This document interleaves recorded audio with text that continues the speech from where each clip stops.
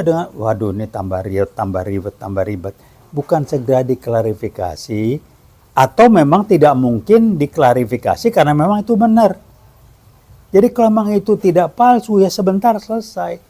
Tapi kalau palsu ya mesti mau apa lagi gitu.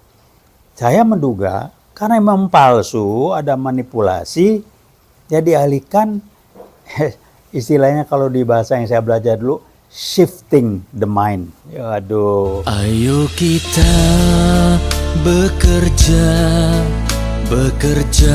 apa saja, yang penting halal dan barokah. Siang malam terus bekerja. Assalamualaikum warahmatullahi wabarakatuh. Kita ketemu lagi lewat UI Watch ini. Kali ini kita akan membahas mengenai ijazah palsu Pak Jokowi.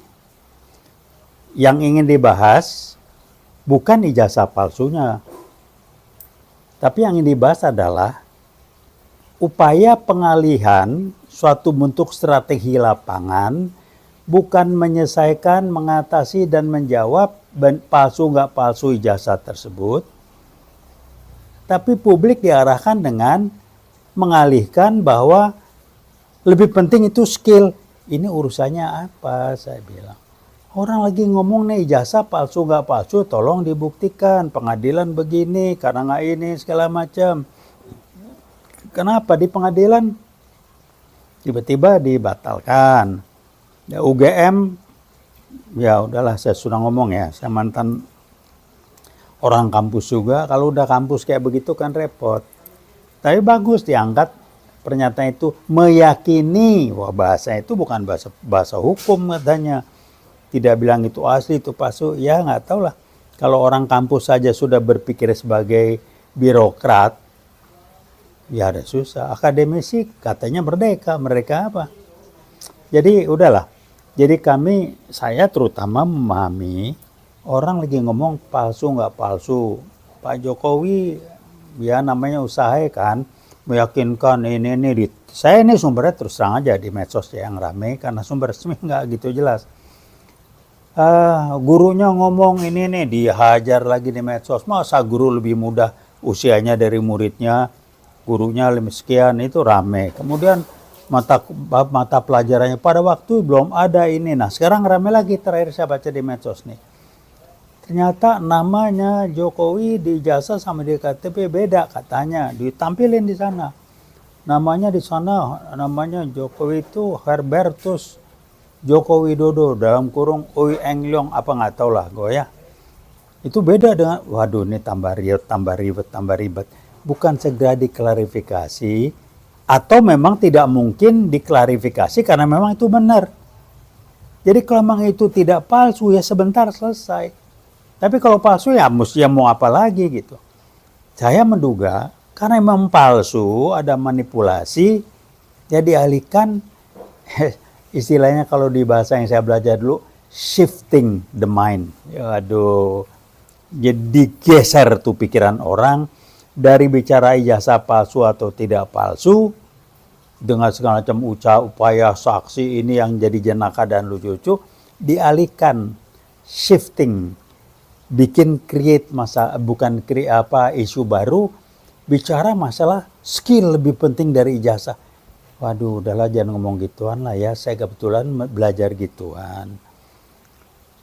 Ngomong skill, ngomong ini, itu masing-masing ada urusannya. Yang namanya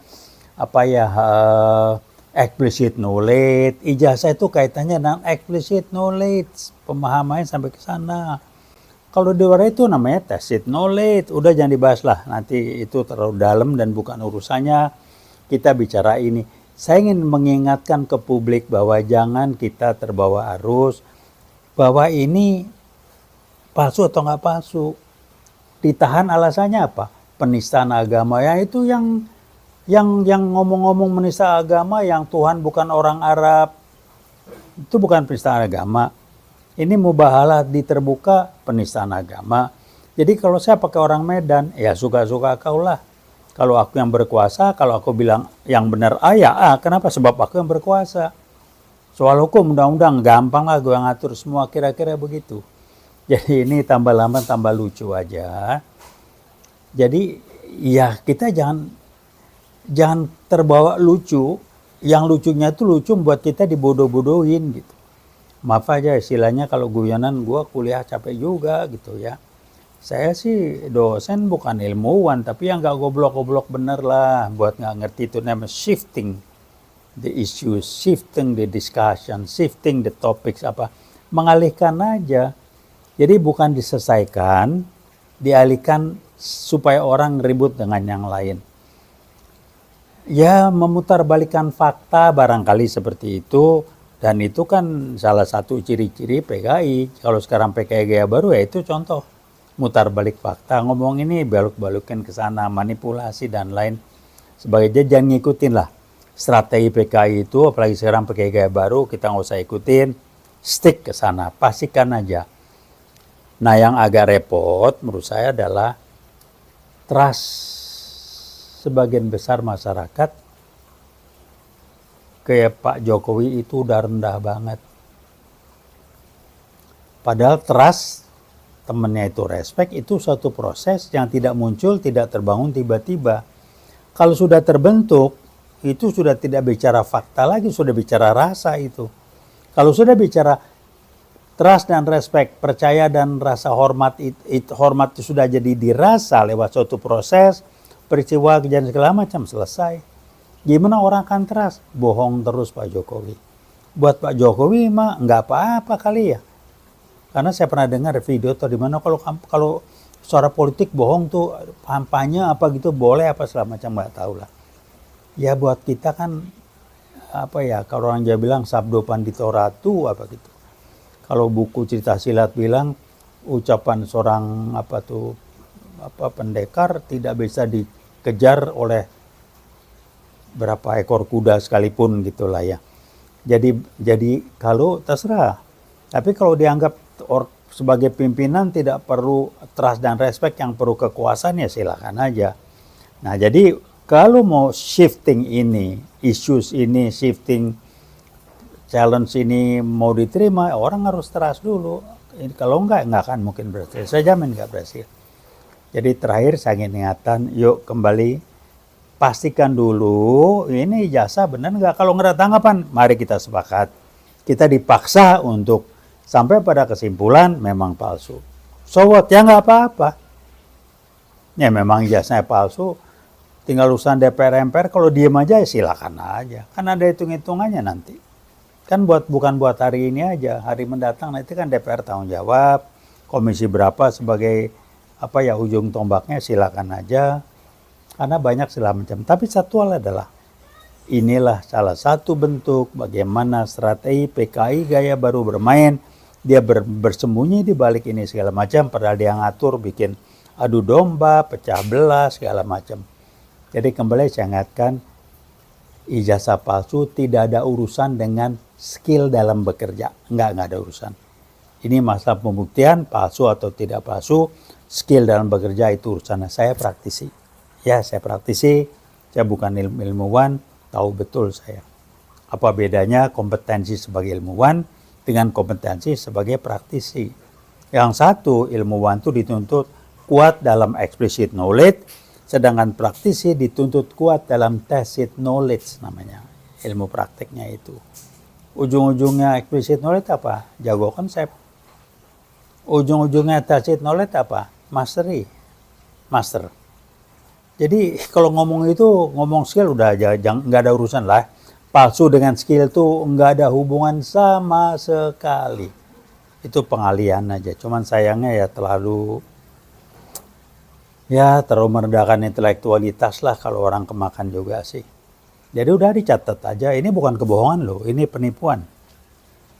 Saya bukan orang hukum. Buat saya orang awam ini sih penipuan. Bukan kebohongan lagi. Tingkatnya udah lebih kencang dari kebohongan ya. Bohong juga, tapi bohong yang udah barangkali nyangkut pidana lah, bukan sekedar moral atau sistem nilai lagi. Mungkin itu aja yang ingin saya sampaikan. Kesempatan ini jangan lupa klarifikasi, pastikan ijazah. ini palsu atau tidak palsu. Buat UGM, saya cuma ingatkan Anda lembaga akademis, Anda harus bicara sesuai dengan kaidah-kaidah sebagai ilmuwan. Anda bukan birokrat, Anda bukan politisi, bicara sesuai dengan norma-norma, nilai-nilai sebagai ilmuwan. Kalau benar bilangnya benar, kalau nggak benar bilang nggak benar. Ya ngertilah saya bahwa ada alumni, mantan rektor alumni apa yang di Sekpri apa itu mungkin ya bukan mungkin lah. Pasti dipakai dimanfaatkan ya. Beliau sudah di sana sudah bukan jadi akademisi lagi, sudah jadi politisi. Kalau Anda bisa dirubah-rubah ikut jadi politisi, bukan akademisi ya silakan aja. Anda terima konsekuensi. Itu aja yang ingin sampaikan. Terima kasih. Wassalamualaikum warahmatullahi wabarakatuh. Assalamualaikum warahmatullahi wabarakatuh. Hari ini ngaji Sekoro di Malang tanggal 6 November 2022. Kembali lagi Mbak Rizka, Mbak Desi, Pak Haji Pramono, Mas Indra, Pak Joko, perwakilan dari agen-agen yang akan menyerahkan infak untuk masjid. Totalnya berapa Mbak Rizka? Silahkan Mbak Rizka. Totalnya di bulan Oktober 2022 ada 8.152.013 rupiah. Oke, terima kasih barakallah agen-agen semuanya di dalam negeri maupun luar negeri. Terus dampingi kami, dampingi Abi dalam membangun Masjid Karma 13. Nanti insya Allah Abi keluar masjidnya sudah jadi begitu nggih. Pak Haji Pramono barakallah Pak Haji nggih. Barakallah. Mungkin Pak Haji mau ngasih sambutan mungkin? Sampun nggih pun barakallah teman-teman semuanya. Assalamualaikum warahmatullahi wabarakatuh.